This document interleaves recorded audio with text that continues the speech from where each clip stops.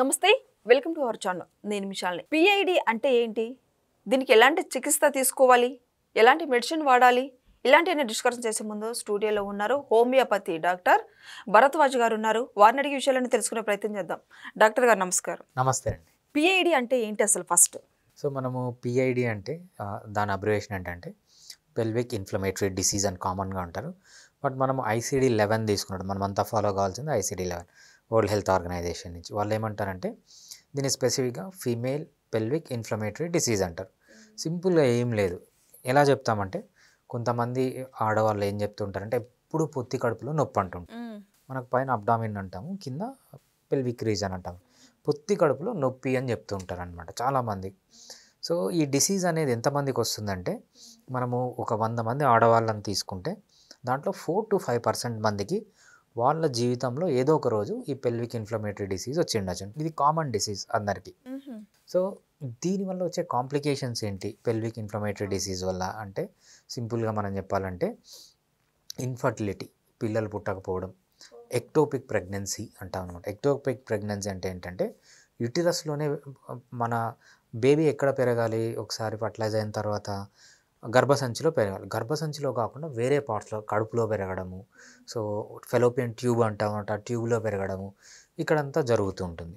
So బేసిక్గా మనం pelvic inflammatory disease అంటే ఏంటంటే విమెన్ యొక్క రీప్రొడక్టివ్ ట్రాక్ట్ ఇన్ఫ్లేమ్ కావడం. ఏమేమి ఉంటాయి రీప్రొడక్టివ్ ట్రాక్ట్ అంటే సింపుల్గా మనం చెప్పాలంటే గర్భసంచి, యూటిరస్ అంటాం, అది ప్రాబ్లం రావడం. అదేవిధంగా ఫెలోపియన్ ట్యూబ్ అంటాం. ఫెలోపియన్ ట్యూబ్ అంటే ఏంటంటే స్పర్మ్ ప్లస్ ఎగ్ ఎక్కడ కలుస్తుందంటే ఒక చిన్న పార్ట్ ఉంటుంది, ఫెలోపియన్ ట్యూబ్యూల్ అంటాం, ఫెలోపియన్ ట్యూబ్ అంటాం అనమాట, అక్కడ కలుస్తుంది, అది కూడా ప్రాబ్లం రావడం. అదేవిధంగా ఓవరీ అంటే ఎక్కడి నుంచి అయితే ఎగ్ వస్తుందో ఆడవాళ్ళకి దాన్ని ఓవరీ అంటాం. ఇవన్నీ ఇన్ఫ్లేమ్ అవుతాయి. ఇన్ఫ్లేమ్ అంటే ఏం లేదు, సింపుల్గా బాగా రెడ్గా అయిపోవడం, అదేవిధంగా బాగా వాచిపోవడము, బాగా పెయిన్ రావడము, టెండర్నెస్ అంట ముట్టిన వెంటనే పెయిన్ ఇంక్రీజ్ కావడము. సో ఇవన్నీ కాకుండా మనకు మన కడుపు తీసుకున్నప్పుడు 2 పార్ట్స్ ఉంటాయి అన్నమాట, lower part, upper part.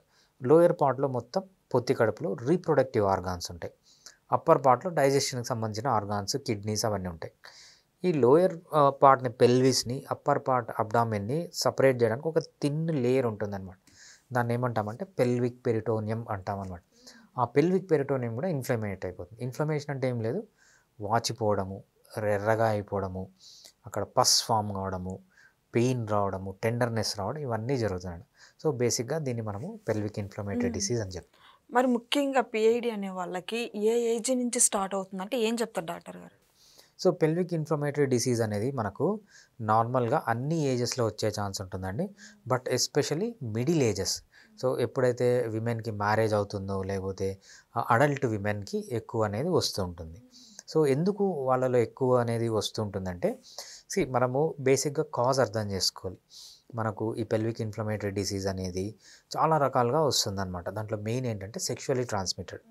So sex కన్నా హైజెనిక్గా లేనప్పుడు చాలామంది ఆడవాళ్ళు ఏం చేస్తూ ఉంటారంటే కొంతమంది, సో వాళ్ళకు పీరియడ్స్ ఉన్న టైంలో కూడా సెక్స్లో పార్టిసిపేట్ చేస్తుంటారు అనమాట. సో పీరియడ్స్ ఉన్న టైంలో ఏమవుతుందంటే ఆల్రెడీ బ్లడ్ వెజల్స్ అన్నీ ఎక్స్పోజ్ ఉంటాయి.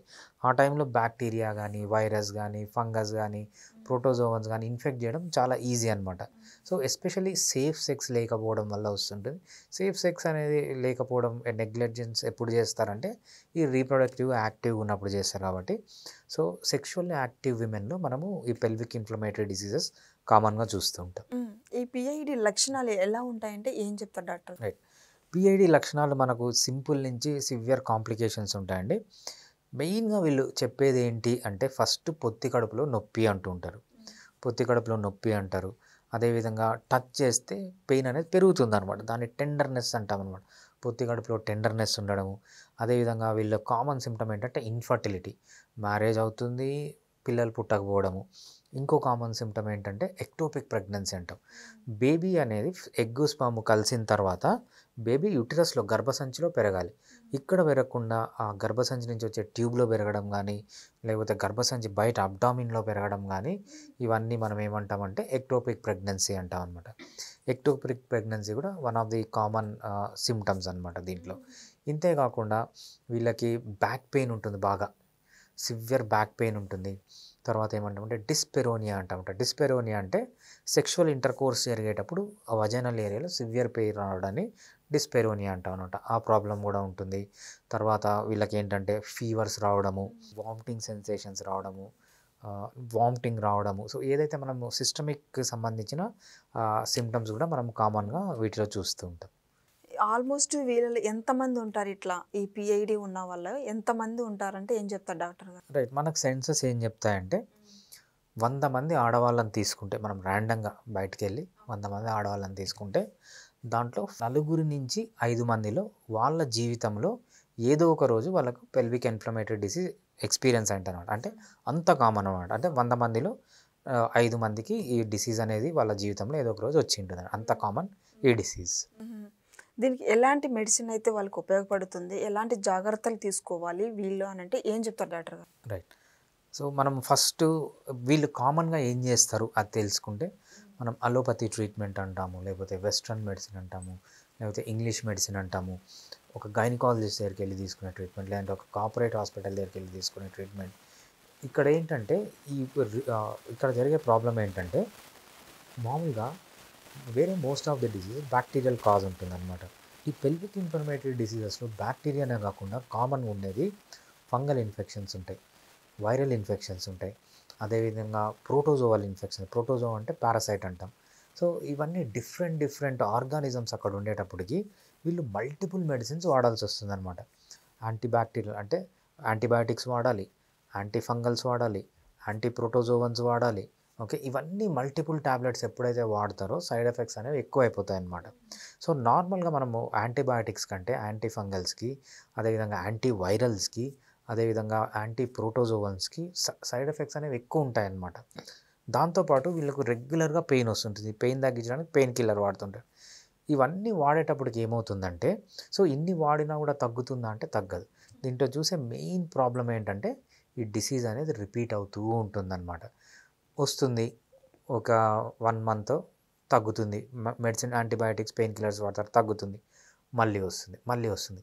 అట్లా నా దగ్గర ఎలా ఉన్నారంటే పేషెంట్స్ 20 ఇయర్స్ నుంచి రెగ్యులర్గా పిఐడి ఉన్న వాళ్ళు కూడా ఉన్నారనమాట. సో ఇది ప్రాబ్లం. ఫైనల్గా వాళ్ళకి ఏమవుతుందంటే మా లైఫ్ ఇంతే, మాకు ఈ పెల్విక్ ఇన్ఫ్లమేటరీ డిసీజెస్తో వచ్చే సిమ్టమ్స్తో పాటు మేము ఈ యాంటీబయాటిక్స్ పెయిన్ కిల్లర్స్ వల్ల వచ్చే సిమ్టమ్స్ భరించక తప్పదు అని వాళ్ళు డిప్రెషన్లోకి వెళ్ళిపోతారనమాట. అప్పుడు హోమియోపతి గురించి తెలుసుకొని వస్తారు. హోమియోపతి వీళ్ళకి ఎలా హెల్ప్ చేయగలదు అనేది మనకు చాలా ఇంపార్టెంట్. హోమియోపతిలో ఏదైతే ఉందో మనము మళ్ళీ రీఅకరెన్స్ రాకుండా చేయొచ్చు. వీళ్ళ ఇమ్యూనిటీని పెంచి, సో కొన్ని లైఫ్ స్టైల్ మోడిఫికేషన్స్ చేసుకొని మనం బేసిక్గా అసలు వీళ్ళ బేస్లో ఏం తప్పు ఉందని తెలుసుకొని అవి కరెక్షన్స్ చేసుకొని, ఎస్పెషల్లీ డైట్లో వీటిలో అంతా మనం హోమియోపతిక్ ట్రీట్మెంట్ ఇస్తే మంచి రిలీఫ్ ఉంటుంది వీళ్ళకి. సో ఫస్ట్ ఏంటంటే మనం క్యూర్ అంటాం. సో వీళ్ళకున్న ప్రాబ్లమ్ని మంచిగా క్యూర్ చేయొచ్చు. అంటే క్యూర్ అంటే ఏంటంటే ఈ డిసీజ్ రాకముందు ఎలా ఉన్నారో ఆ స్టేజ్కి తీసుకొని రావడాన్ని క్యూర్, కంప్లీట్గా తగ్గించడాన్ని క్యూర్ అంటారు. ఒక్కసారి క్యూర్ అయిన తర్వాత మళ్ళీ రాకుండా ప్రివెంట్ చేయొచ్చు. సో క్యూర్, ప్రివెన్షన్ చాలా రేర్ కేసెస్లో, మేబీ 100 మందిలో ఒకరికో ఇద్దరికి ఏమవుతుందంటే మనం కంప్లీట్గా క్యూర్ చేయలేము, బట్ మంచి రిలీఫ్ ఇవ్వచ్చు అనమాట. సో ఈ 3 టైప్స్ ఆఫ్ అవుట్కమ్స్ అనేవి మనకు ఉంటాయి. బట్ మోస్ట్లీ మంచిగా క్యూర్ చేయొచ్చు, మళ్ళీ రాకుండా ప్రివెంట్ చేయొచ్చు. ఇదంతా even without single side effect, ఒక్క సైడ్ ఎఫెక్ట్ కూడా లేకుండా. మనం అలోపతిలో తీసుకుంటే ఎన్ని సైడ్ ఎఫెక్ట్స్ ఉంటాయి, ఈవెన్ ఒక్కటి కూడా లేకుండా మనము మంచిగా ట్రీట్మెంట్ అనేది చేయొచ్చు అనమాట. అంతేకాకుండా చాలా ఎఫెక్టివ్. మీరు ఆయుర్వేద తీసుకోండి, యునాని తీసుకోండి, సిద్ధ తీసుకోండి, అలోపతి తీసుకోండి, వీటన్నిటికంటే ఎక్కువ సక్సెస్ రేట్ మనకు పెల్విక్ ఇన్ఫ్లమేటరీ డిసీజ్లో హోమియోపతికి ఉంటుంది. అంతేకాకుండా టైమ్లీ అంటే ఏంటంటే చాలామందికి అపోహ ఉంటుంది, హోమియోపతి స్లోగా పనిచేస్తుంది, నాకు ఇప్పుడు కడుపు నొప్పి ఉంది, సో ఇప్పుడు నేను హోమియోపతి తీసుకుంటే ఎట్లా, నాకు జాబ్ ఉంది, లేకపోతే పిల్లలు ఉన్నారు, లేకపోతే నాకు 1 మంత్లో మ్యారేజ్ ఉంది. సో ఇవన్నీ చెప్తుండే. హోమియోపతి అనేది చాలా టైమ్లీగా పనిచేస్తుంది. సో ఎక్కడ క్విక్గా చేయాలో అక్కడ క్విక్గా చేస్తుంది, ఎక్కడ స్లోగా చేయాలో అక్కడ స్లోగా చేస్తుంది. మంచి కొన్ని రోజులు తీసుకున్న వెంటనే వీళ్ళకి మంచి రిలీఫ్ అనేది మనము హోమియోపతిలో చూడొచ్చు. కానీ పిఐడి అంటే స్టమక్ పెయిన్ ఫుల్ అని అంటున్నారు. సో ఇంకొకటి మళ్ళీ గర్భసంచిలో బిడ్డ ఏర్పడేది కాకుండా పక్కన అంటున్నారు. మరి అది ఎదుగుదల ఉంటుందా? అసలు డెలివరీ అయ్యేంత వరకు మంచిగా ఉంటుందా కాదా అంటే ఏమంటారు డాక్టర్ గారు? సో మనము దీన్ని ఎక్టోపిక్ ప్రెగ్నెన్సీ అంటామండి. ఎక్టోపిక్ ప్రెగ్నెన్సీ మనకు 2 దగ్గరలో వస్తది. ఫస్ట్ ఏంటంటే మనము ఫెలోపియన్ ట్యూబ్యూల్ అంటాం. ఎక్కడైతే ఒక గర్భసంచి ఉన్నప్పుడు గర్భసంచి నుంచి ఒక చిన్న ట్యూబ్ వస్తుంది. ఆ ట్యూబ్‌లో మేల్‌లోంచి స్పెర్మ్ ఆ ట్యూబ్‌లోకి వెళ్తుంది. ఫీమేల్ నుంచి ఎగ్ ఆ ట్యూబ్‌లోకి వస్తుంది. ఆ ట్యూబ్‌లో ఫర్టిలైజ్ అయిన తర్వాత అది మళ్ళీ గర్భసంచిలోకి రావాలి ఇంప్లాంట్ కావడానికి. సో ఇక్కడ ఏమవుతుందంటే ట్యూబ్‌లోనే ఉండిపోతుంది. ట్యూబ్ అనేది చాలా చిన్నగా ఉంటుంది.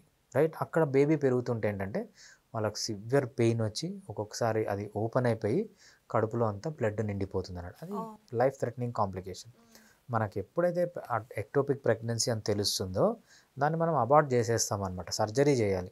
సో ట్యూబ్‌లో గాని ఎక్టోపిక్ ప్రెగ్నెన్సీ వస్తే సర్జరీ చేసి తీయాలి.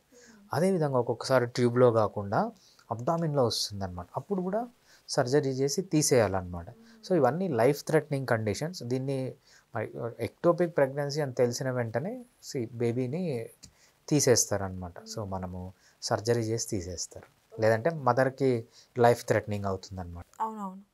తర్వాత ఇక తీసిన తర్వాత ఏ ప్రాబ్లమ్ ఉండదా? మళ్ళీ తర్వాత యథావిధిగా మళ్ళీ ఇంకా గర్భసంచిలోకి బిడ్డ ఏర్పడే అవకాశం ఉందంటారా?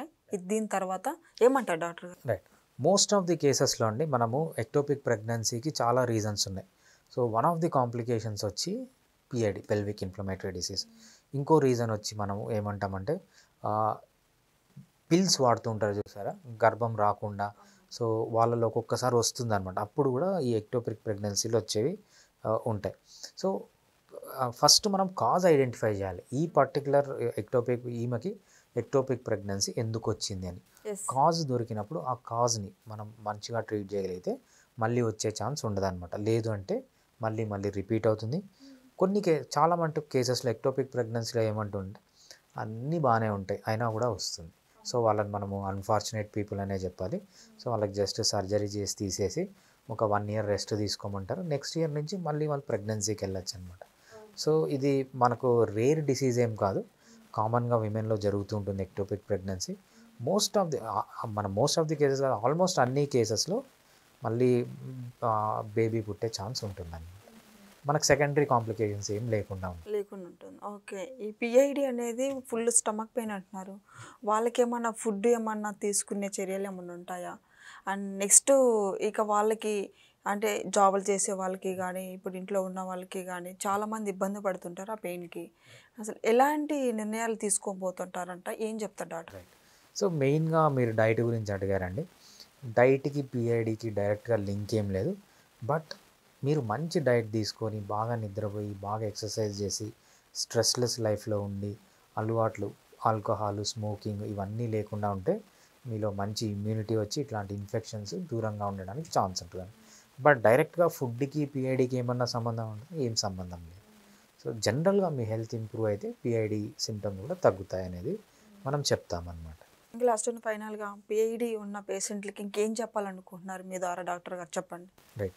పిఐడి ఉన్న పేషెంట్స్ చాలామంది వాళ్ళు అనుకునేది ఏంటంటే మా లైఫ్ ఇంతే, మాకు ఎన్నిసార్లు ఈ ప్రాబ్లం వచ్చినా అన్నిసార్లు మేము యాంటీబయాటిక్స్ వాడాలి, యాంటీ ఫంగల్స్ వాడాలి, యాంటీ ప్రోటోజోవల్స్ వాడాలి, యాంటీవైరల్స్ వాడాలి, మేము జీవితాంతము గైనకాలజిస్ట్ దగ్గరికి పోవాలి, ఇప్పుడు ఇంతవరకు మాకు ఓన్లీ పిఐడి సిమ్టమ్సే ఉన్నాయి, ఇంకా నుంచి మేము ఈ పెయిన్ కిల్లర్స్ ఈ యాంటీబయాటిక్స్ వీటన్నిటి వల్ల భరించాలని ఫిక్స్ అయిపోతారనమాట.